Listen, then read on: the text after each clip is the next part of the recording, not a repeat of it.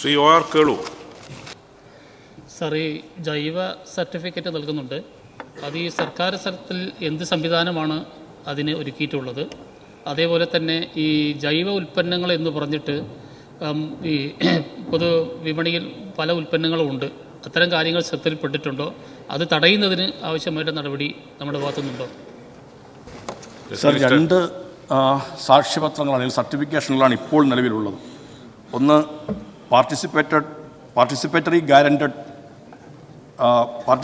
Guaranteed system എന്ന് പറയുന്ന PGS സർട്ടിഫിക്കേഷനും national programme for organic production certification എന്ന് പറയുന്ന NBOP സർട്ടിഫിക്കേഷനുമാണ് ഇപ്പോൾ നമുക്ക് നിലവിലുള്ള രണ്ട് സർട്ടിഫിക്കേഷൻ രീതികൾ. അത് രണ്ടും നൽകുന്നതിനുള്ള നടപടികൾ സംസ്ഥാന ഗവൺമെൻറ്റിൻ്റെ കൃഷി വകുപ്പിൻ്റെ മുൻകൈയിൽ ഇപ്പോൾ നടപ്പിലാക്കുന്നുണ്ട്.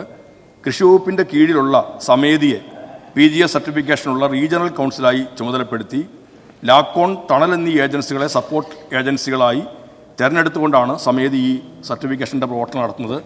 തികച്ചും സൗജന്യമായിട്ടാണ് PGS സർട്ടിഫിക്കേഷൻ പരിപാടി നടപ്പിലാക്കുന്നത്. കർഷകർക്ക് ജൈവ ഉൽപ്പന്നങ്ങൾക്ക് നല്ല വില ലഭിക്കുക എന്ന ഉദ്ദേശത്തോടു കൂടി തന്നെയാണ്. നേരത്തെ പറഞ്ഞതുപോലെ സുരക്ഷിതമായ ഭക്ഷണം ജനങ്ങൾക്ക് ഉറപ്പുവരുത്തുന്നു. അത് കർഷകൻ അവൻ്റെ വിലയിൽ, അവൻ്റെ വരുമാനത്തിൽ അത് പ്രതിഫലിക്കണം എന്നുള്ള അടിസ്ഥാനത്തിലാണ് ഈ സർട്ടിഫിക്കേഷൻ പ്രവർത്തനങ്ങൾ ഗവൺമെൻറ്റിൻ്റെ മുൻകൈയിൽ തന്നെ നടത്തുന്നത്.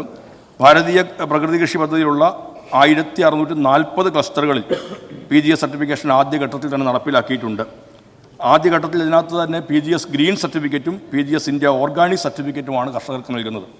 രണ്ടാമത്തെ കാര്യം ഞാൻ ഇവിടെ പറഞ്ഞത് national programme for organic production സർട്ടിഫിക്കേഷനാണ്, NBOP സർട്ടിഫിക്കേഷനാണ്.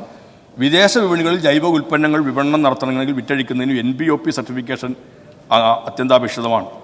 NBOP സർട്ടിഫിക്കേഷന് വലിയ തുകയാണ് ഏജൻസികൾ ഇപ്പോൾ ഈടാക്കിക്കൊണ്ടിരിക്കുന്നത്. അതിൽ കർഷകരെ സഹായിക്കാൻ സംസ്ഥാന സർക്കാർ സംവിധാനം ഏർപ്പെടുത്തിയിട്ടുണ്ട്.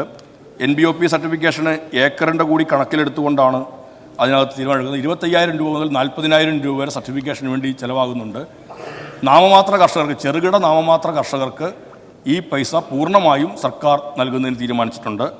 അതോടൊപ്പം തന്നെ കർഷക ഗ്രൂപ്പുകൾ, കൃഷിക്കൂട്ടങ്ങൾ, ക്ലസ്റ്ററുകൾ തുടങ്ങിയവയൊക്കെ ചിലവാകുന്ന മുഴുവൻ തുകയും NBOP സർട്ടിഫിക്കേഷന് വേണ്ടി ഗവൺമെൻറ് നൽകുന്നതാണ്.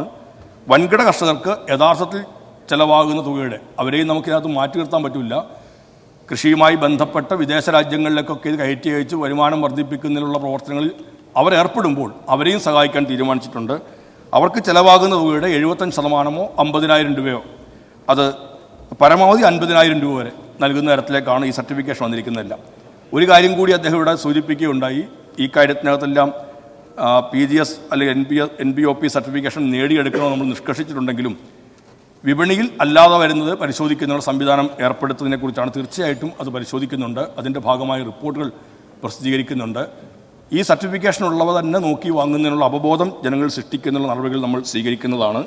ഇതിൻ്റെ ഗവൺമെൻറ് തന്നെ മുൻകൈയെടുത്ത് നമ്മുടെ അട്ടപ്പാടിയിൽ 748 ഹെക്ടർ സ്ഥലത്താണ് ജൈവ സർട്ടിഫിക്കേഷൻ നൽകിയിട്ടുള്ളത്. അത് സർക്കാരാണ് അതിന് പൂർണ്ണമായ സഹായം നൽകുന്നത്. അതിരപ്പള്ളിയിലും നമ്മുടെ ആദിവാസി മേഖലയാണ് ജൈവ സർട്ടിഫിക്കേഷൻ ലഭ്യമാക്കിയിട്ടുണ്ട്. 250 ഹെക്ടറിന് ഗവൺമെൻറ് മുൻകൈ എടുത്ത് അവിടെ ജൈവ സർട്ടിഫിക്കേഷൻ നൽകിയിട്ടുണ്ട്. അപ്പേഡയുടെ ഒരു കണക്ക് പ്രകാരം ഏതാണ്ട് കേരളത്തിൽ ഇപ്പോൾ 44,264 ഹെക്ടറിൻ്റെ തന്നെ അവർ NBOP സർട്ടിഫിക്കേഷൻ, അപ്പേഡയുമായി ബന്ധപ്പെട്ട് ഇതിൻ്റെ കണക്കുകൾ എടുക്കുന്ന അവരാണ്.